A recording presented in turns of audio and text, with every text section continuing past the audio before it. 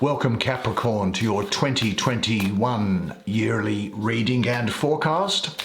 I'm going to take 4 cards, one for each quarter of the year, beginning in January, of course. Now, in-depth monthly readings can, as the subscribers know, be had each month, and the subscribers love them. They're different, they're good. So if you can check out the playlist to find them, or of course you could subscribe and they come to you automatically. Now, as I say, I'm going to take out 4 cards. Look, if you want to find out more about what I do, just check out the description that's in the video below. Now, let's see what there is in store for the first 3 months. Interference, that's the 8 of Swords. There's the 8 of Wands. 2 8s. 8s are a great number, you know. They're about power. They're also about decision from a numerological point of view, but I'll look at this imagery here and I'll see what it has to say. I'll use this pen to point out the interesting esoteric and mystical symbology that's in them, because that will affect how I read them. And you will, I'm sure, enjoy the view of that. There is the Hierophant. Very interesting. And what do we have finally for you, Capricorn? It's a great card for you, that Hierophant card, I think. Nice earthiness around it. There is the Ace of Cups. Good. Why don't you come and sit down next to me? We'll have a good close look at these cards together. Check out the really, really interesting and enjoyable imagery, and we'll find out what's in store for you. Okay, now incidentally, I'm not using these playing cards. They're just there because I like the energy that they give up. They give a good vibe. We're going to use these. Here's the first 3 months of the year. January through the end of March, April to June, July to September, October through to the end of December. Let's have a look to see what there is for you. And this first quarter has the 8 of Swords. Swords, of course, is to do with the mind and your thinking. You're thinking about things. Now, in the 8 of Swords, what we have here are 2 long straight swords, don't we, which cross 6 shorter crooked swords. Well, really more knives, I suppose, more accurately. 3 point to the left and 3 point to the right, and they have a luminous type of appearance, and there is a very chaotic background. Now, that chaotic background is there, I suppose, because I have astrologically. Now, this is called interference. I like to call it the Lord of Shortened Force. But back to why is there this chaotic background here? It's because astrologically I have Jupiter ruling the first decan of Gemini, which is the 21st to the 31st of May. Now, Jupiter is the ruler of Sagittarius. And to get into Gemini, it has to travel 180 degrees away to the diametrically opposed side of the zodiac wheel, and therefore it is in detriment. So Jupiter is therefore weakened, and the inquisitive nature of Gemini inhibits Jupiter. So a weakened Jupiter means that you can't get what you want due to too many Gemini distractions, which may or may not be self-created. Now, I think this is going to be a very busy time for you, and you're going to have a lot going through your mind. And the challenge is going to be to say, do I need to focus on some things and get things sorted out? I've also got to make sure that I have the endurance to get things, and you don't want to overthink things too much, because you could end up with analysis paralysis. Now, I'm kind of emboldened with that reading there, because here we have the background knives here, and just to go through them, this one here is a kris. It's an Indonesian knife. Then we have the kukri here, which is a Nepalese knife. This is a skaramax, which is a medieval sword. The dagger is something that we'd all be familiar with. It's been around ancient cultures up to the present time. The machete here, which is from Latin America, and the yataghan, which is a Turkish short sword. So you've got all these knives, these distractions coming around, and this is amplified by this chaotic background from Gemini, which is talking about interference in the card. So as I say, I think what is happening is that you may find that there is some sort of, in an overall situation, you may, because of so many things going on in your life and so many things happening and different pressures being put upon you, none of which are bad incidentally, that you're having something of a hard time over which is the best option for you to take at the moment. Now these swords are all different, and so the things which are getting in the way of the next course of action, of your next course of action, could all be coming from different types of places, different types of things. You could, as I say, be having analysis paralysis or overthinking things with a lot of things going through your mind, and you've got to make sure that you've got the willpower to move forward, because there is the temptation here to scatter your mental energy on endless, unproductive thoughts. But I don't think you're going to do that going forward, and I'll tell you why. Now, in the interim, a solution to this is to take time out and just go and do something different. Get a distance away from the situation, as the energy that you might be putting into it could just be perpetuating the indecision. And by getting away, you allow Jupiter to come in and do its work. Jupiter will shine through once you leave things alone for a while, and it will let them settle down in their own way.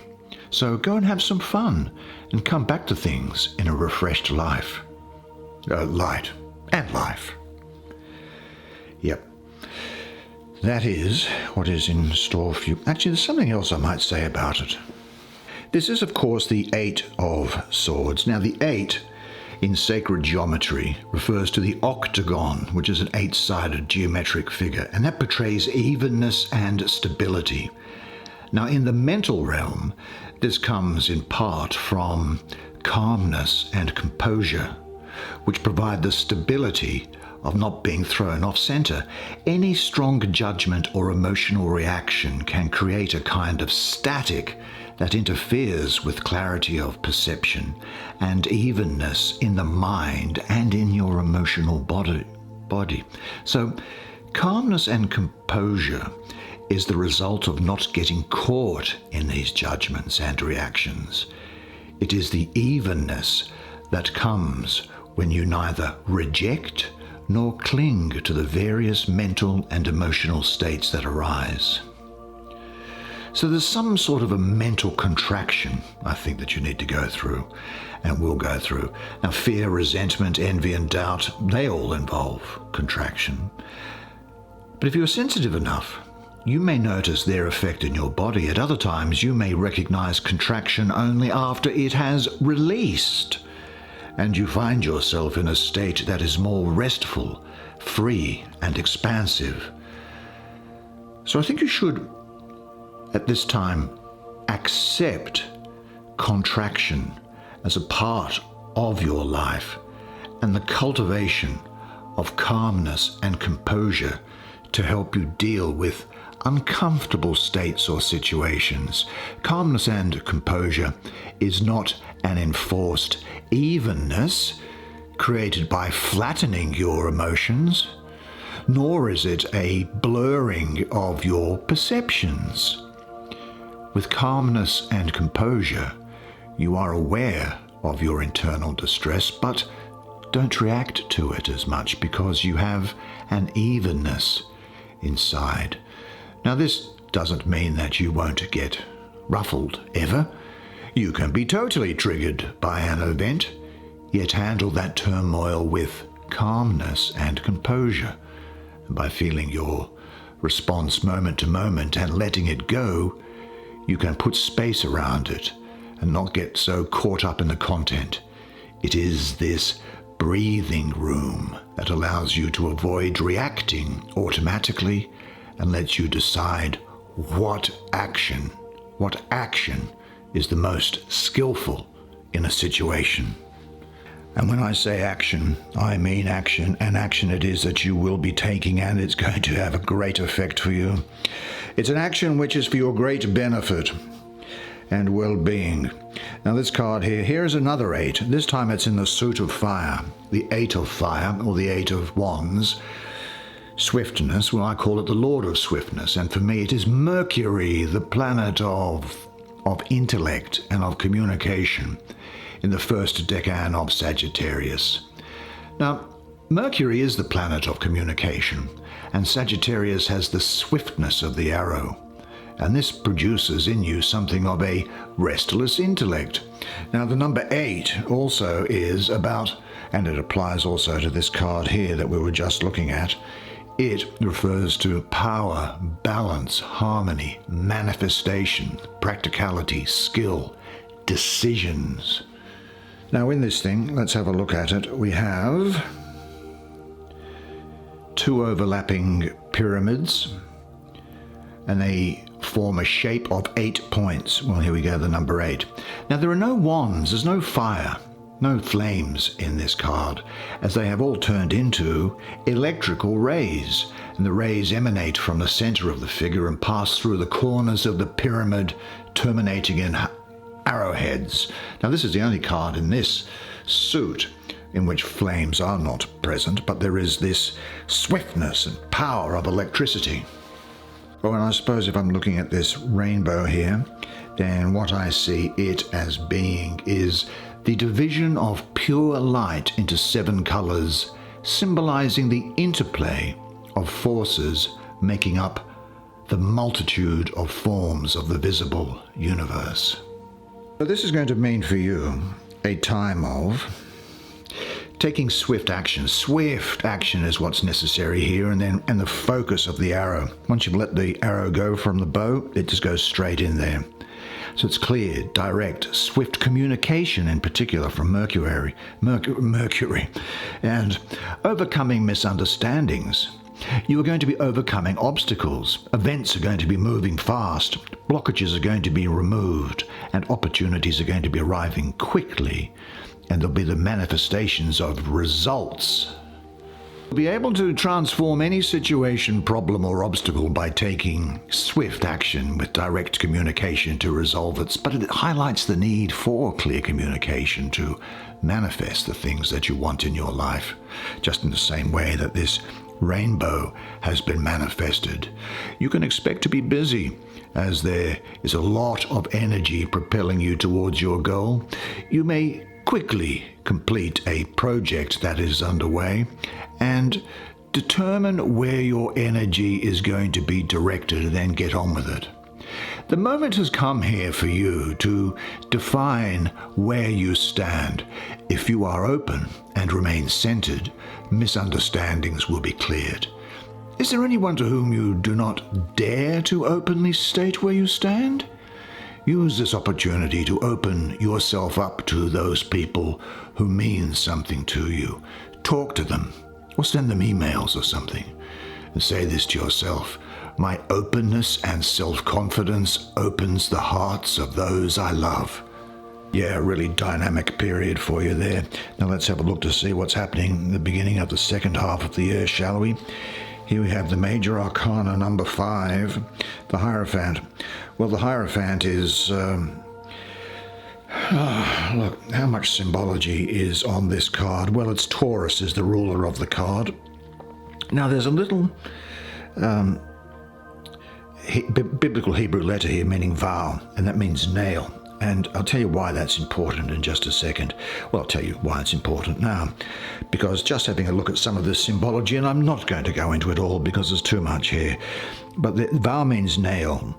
And there are 9 of those nails here at the top of the Hierophant. And what this is suggesting is that he brings and nails together heaven and earth. This is the figure of Isis. For anybody that's interesting, this is the child god Horus. This is the bull of Taurus. Elephant is a beast of burden, which ties it in with Taurus, the bull, which is also used for work. Now look at these interesting things here. We have an eagle, a face, a human face, a lion, and a bull's face. Now, for those of you who are familiar with your ancient Old Testament Bible, in the book of Ezekiel, in chapter 1, Ezekiel talks about how he has a vision, a religious experience where a windstorm and a firestorm came out of the desert, and 4 beings presented themselves, and they had the bodies of humans, but the first had on it the face of a man at the front. And you can look at this in verse 10 of chapter 1 of Ezekiel. The man on the front is what he says there was. Now this happens to be the fixed sign of air, or Aquarius. Another one had face to the right, which was that of a lion, and that happens to be the fixed sign of fire, which is Leo. And another one had the face of a bull on the left, which is Taurus, which is the fixed sign of earth. And the other one had at the back the face of an eagle. Now an eagle is the exalted form of Scorpio, the fixed sign of water. Now is there anything else in there? Not really. Look, there's too much going on in there to talk about it, so let's talk about what's going on together. Other than to say there's a great unification and stability which is coming about here, and in particular because that stability is with you, coming from that fixed sign of Taurus, which is ruled by, the fixed sign of Taurus. You're a mutable sign, and so it's talking about good material affairs, I think, for you. And I think it indicates for you, this is the magus of the eternal gods for me, this person. And I think it means that you will be involved in, maybe not formally, but certainly have the ability to teach, to counsel, to consult to other people. It will indicate a need in your life, I think, just at the moment, to go through and follow rules and regulations and some traditions in your life. So don't go upsetting the apple cart during this period. I think you could be going through a time of intense learning and education. It's possible that you'll hear about marriage, and it's very good for people who are in a position in a large organization where there is an established order. You will be very gifted at imparting information and inspiring others. There may well be the case where you have a sort of a commitment to the idea of teamwork or community. I think you'll be very attracted to sounds and music. And you'll be very good at listening and speaking, and you're going to want to make your ideas tangible and usable, and they are going to be. There's going to be within you a deep desire to be challenged by new experiences. Maybe there's a need for learning or teaching. And I think that there could be issues around a family which need to be integrated, get them sorted out. Family issues, not all families, you're stuck with the family you've got. I know that, you can't choose your family. But, if you can sort through any things, then that's good. I think that the search for the self is going to lead you into spiritual realms. So think about involving yourself in spiritual teachings, even mystical or occult things, but certainly during this period have this thought in mind, and it is, I honor the sacred within me. I am inspired by learning and teaching. I am creative and productive in my family and professional life. There is only one voice worth listening to, the voice of my own heart. Then, of course, there is this absolutely fantastic energy here at the end of the year for you, which is the Ace of Cups. Now, the Ace is the seed of the suit. It's about potential.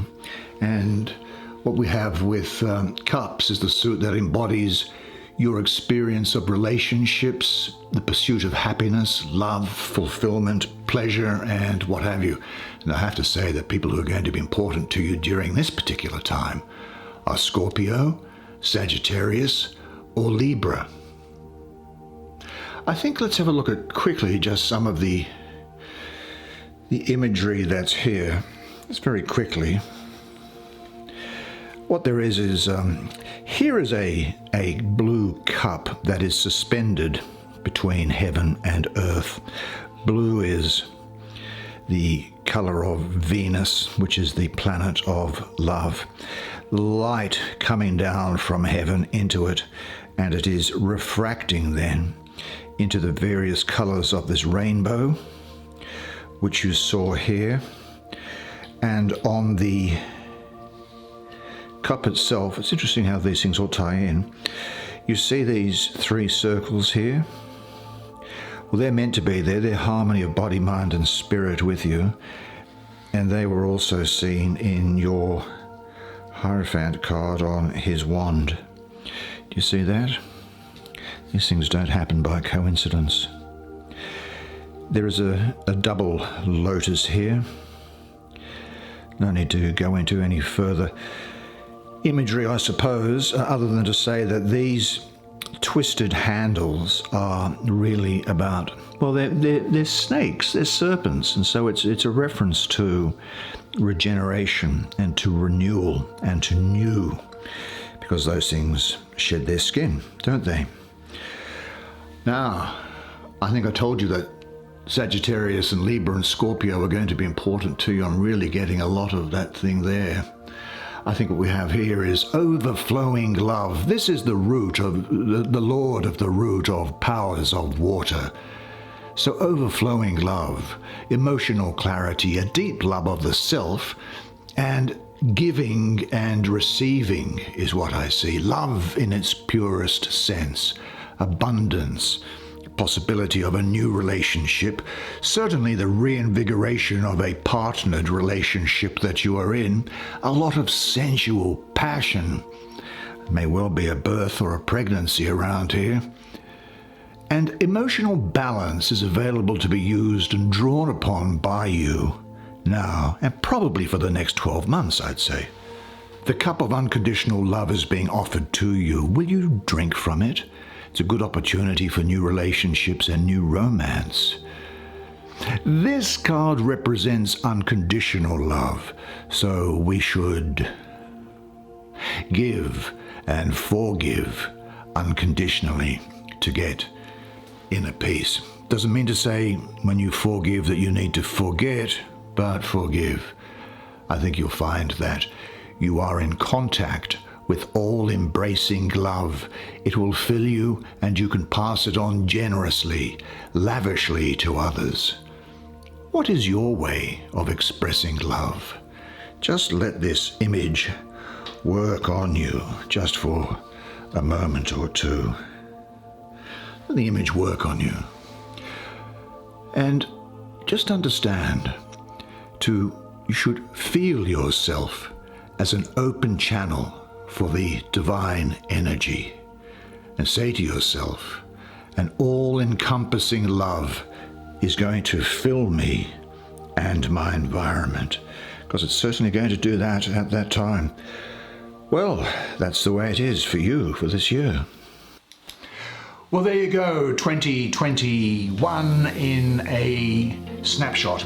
It's been great fun doing that reading for you, and I hope that you enjoyed it as much as I did providing it to you. Now, I look forward to seeing you in the monthly readings, okay? But until then, just remember one thing always, and it is this, that you are a legend. And I look forward to seeing you next time. Until then, it's bye for now.